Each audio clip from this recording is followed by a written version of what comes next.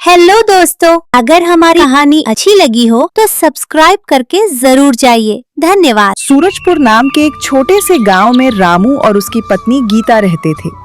दोनों मेहनत करके अपना घर चलाते थे और गांव के मुख्य रास्ते के पास उनका एक छोटा सा कचौरी का ठेला था। हर सुबह सूरज निकलने से पहले रामू उठ जाता, कचौरियां बनाने की तैयारी करता और गीता चूल्हे पर चाय बनाती और ठेले की तैयारी में उसका हाथ बटाती। अरे भाई, स्वाद तो रामू की कचौरी में ज्यादा है। बात तो सही है, लेकिन पता नहीं क्यों मेरा मन हमेशा जग्गू के ठेले पर जाने का करता है। मेरे साथ भी कुछ ऐसा ही होता है। ये बात सुनकर रामू बहुत उदास हो गया। उसे पैसों की चिंता जरूर थी, लेकिन उससे भी ज्यादा दुख इस बात का था कि लोग उसकी मेहनत की कदर नहीं कर रहे थे। शाम को जब वो घर पहुंचा तो उसकी बेटी दौड़ती हुई उसके पास आई। पिताजी, आज सारी कचौरियाँ बिक गई क्या? नहीं बेटा, आज भी काफी बच गईं। कोई बात नहीं, एक दिन आपके ठेले पर सबसे ज्यादा भीड़ लगेगी। हाँ जी, हिम्मत मत हारिए। मेहनत करने वालों का साथ ऊपर वाला जरूर देता है। रामू मुस्कुरा तो दिया, लेकिन उसके मन में बहुत सारे सवाल घूम रहे थे। एक रात अमावस्या आई। पूरा गांव अंधेरे में डूब गया। आधी रात के समय जग्गू चुपचाप अपने घर से निकला। उसके हाथ में एक बड़ा थैला था।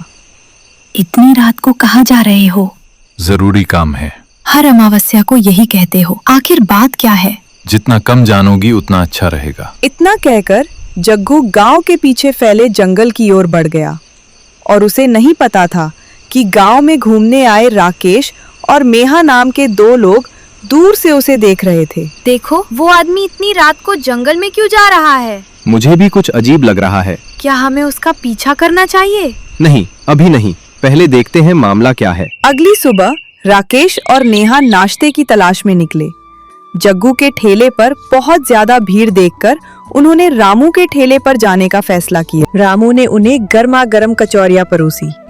पहला निवाला खाते ही राकेश और नेहा हैरान रह गए।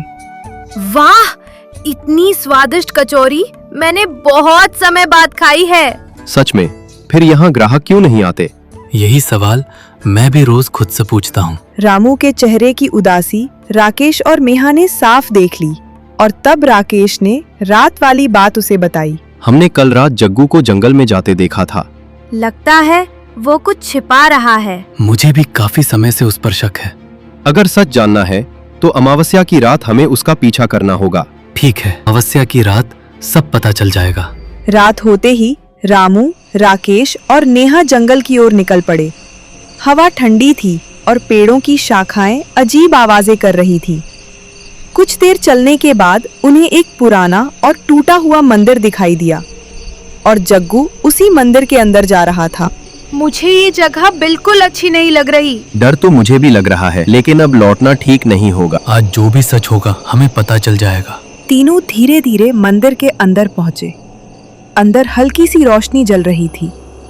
जग्गू किसी से बात कर रहा था, लेकिन वहां उसके अलावा कोई दिखाई नहीं दे रहा था। अचानक मंदिर के एक अंधेरे कोने में दो चमकती आंखें दिखाई दी। इस बार देर क्यों हुई? माफ कर दीजिए मालिक, आगे से ऐसी गलती नहीं होगी। अगर तुमने वादा तोड़ा तो अंजाम अच्छा नहीं होगा। रामू का दिल बहुत तेजी से धड़कने लगा।